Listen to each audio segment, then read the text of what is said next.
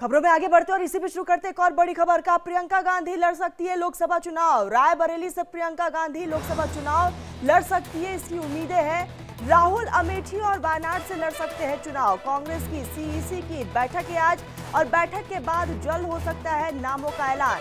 तो आपको बता दें कि दिलचस्प मुकाबला होगा अगर राहुल गांधी अमेठी और वायनाड से चुनाव लड़ेंगे, क्योंकि अमेठी से स्मृति ईरानी राहुल गांधी के सामने होंगी। और आपको बता दें कि 2002 से लेकर 2019 तक राहुल गांधी ने अमेठी से यहाँ पर संसद में अमेठी का प्रतिनिधित्व किया था और ऐसे में एक बार फिर से राहुल गांधी हो सकता है कि अमेठी और वायनाड से चुनाव लड़े। इसी पर एक खास रिपोर्ट भी देखिए।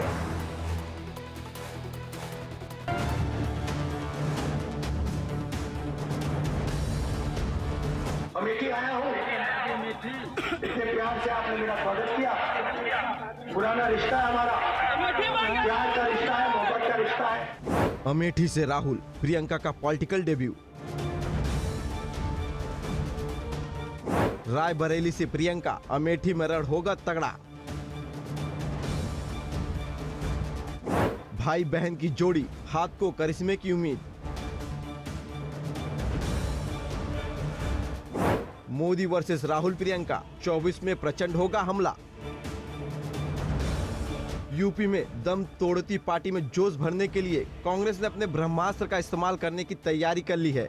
कांग्रेस अपनी पहली लिस्ट लाने वाली है और इस लिस्ट में वो 2 नाम भी हो सकते हैं जो कांग्रेस की उम्मीद भी हैं और कांग्रेस के लिए यूपी में 2 सीटों की गारंटी भी। ऐसा माना जा रहा है कि राहुल गांधी अमेठी और वायनाड से तो प्रियंका अपनी मां सोनिया की सीट से चुनाव में उतर सकती हैं। राहुल की न्याय यात्रा में प्रियंका कंधे से कंधा मिलाती हुई दिखाई दी। इससे पहले प्रियंका कभी चुनावी मैदान में नहीं उतरी हैं, लेकिन रायबरेली के गढ़ से इस बार उनकी उम्मीदवारी पक्की मानी जा रही है। रायबरेली की सीट से कांग्रेस का लंबे समय से कब्जा रहा है।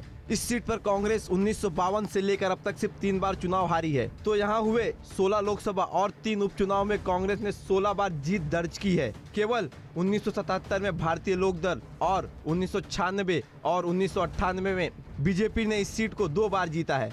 तो बात अगर 2014-2019 लोकसभा चुनाव की करे तो इन चुनाव में एसपी ने सोनिया के खिलाफ अपना कोई प्रत्याशी नहीं उतारा था।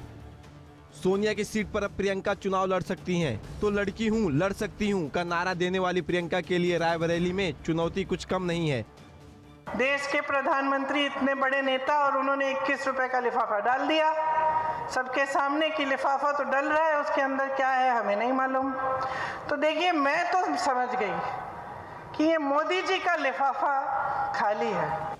अमेठी और रायबरेली कांग्रेस के 2 मजबूत किले कहलाते हैं, लेकिन 2019 में अमेठी की जनता ने हाथ को झटक कमल को खिलाया था। 2019 लोकसभा चुनाव में राहुल के विरुद्ध एक बार फिर बीजेपी ने स्मृति ईरानी को उतारा था। 2014 में स्मृति को हार का सामना करना पड़ा, लेकिन 2019 में राहुल से इस हार का बदला ले लिया। अमेठी में 2019 लोकसभा चुनाव में स्मृति ईरानी ने राहुल के खिलाफ जीत दर्ज की। तो स्मृति को जहां 4,68,000 वोट मिले थे तो राहुल को 4,13,000 वोट। तो स्मृति को राहुल से करीब 3% ज्यादा वोट मिले थे। राहुल एक बार फिर अमेठी से अपनी पुरानी पारंपरिक सीट को पाने के लिए उतर सकते हैं। तो पिछली बार की तरह ही वो वायनाड से भी लड़ सकते हैं। अमेठी आया हूँ, इतने प्यार से आपने मेरा स्वागत किया। पुराना रिश्ता है हमारा, प्यार का रिश्ता है, मोहब्बत का रिश्ता है।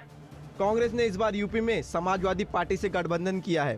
कांग्रेस को पूरी उम्मीद है कि उसके साथ वो नहीं होगा जो 2019 लोकसभा में हुआ था। 2019 में कांग्रेस को सिर्फ एक ही सीट मिली थी, वो भी रायबरेली की। ऐसे में भाई बहन की जोड़ी को उतार कांग्रेस को पूरा यकीन है कि वो यूपी में मोदी के खिलाफ खेला करने में कामयाब रहेगी। Bureau report, India daily live.